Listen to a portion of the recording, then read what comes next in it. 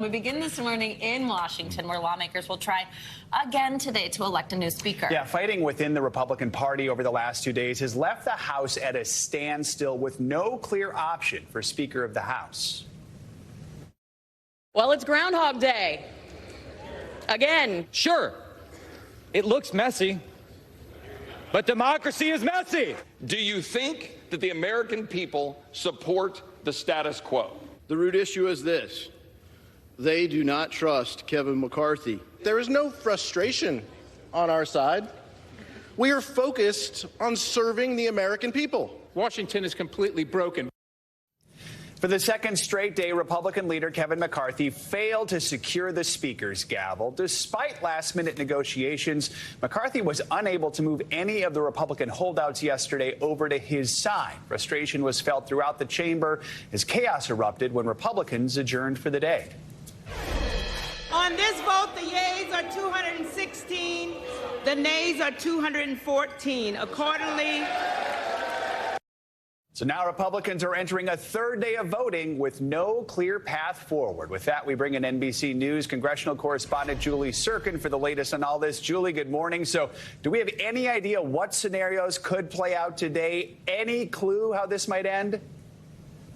Well, first of all, Joe, you need a new TV to watch C-SPAN on, because clearly they have been on the floor trying to haggle this out. 6 failed speaker votes for Kevin McCarthy. Yesterday, they were meeting in small groups. One of the members, one of the allies of McCarthy, actually told me that meeting in big conference groups isn't working out for them anymore because all these members, the 20 defectors who are opposed to McCarthy, have different demands. But what we're learning overnight is that Kevin McCarthy actually made them new offers, going even further to meet their very aggressive conservative demands.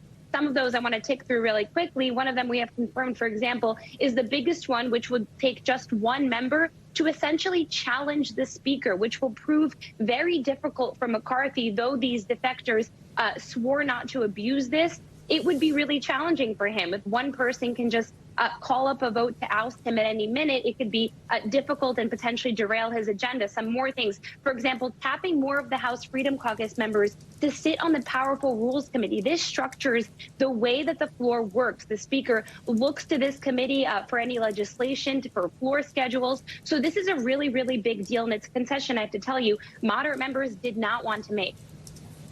Yeah, so Julie, I mean, you mentioned some of these concessions here that we're seeing. There's some pretty steep concessions, and there's still not enough to move the needle at all when it comes to these holdouts. I mean, is there any consensus right now on a path forward?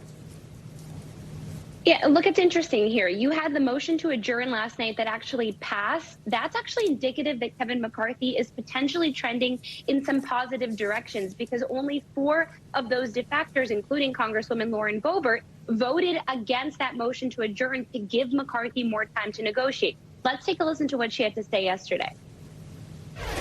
So let's work together. Let's stop with the campaign smears and tactics to get people to turn against us. Even having my favorite president call us and tell us we need to knock this off. I think it actually needs to be reversed. The president needs to tell Kevin McCarthy that, sir, you do not have the votes and it's time to withdraw.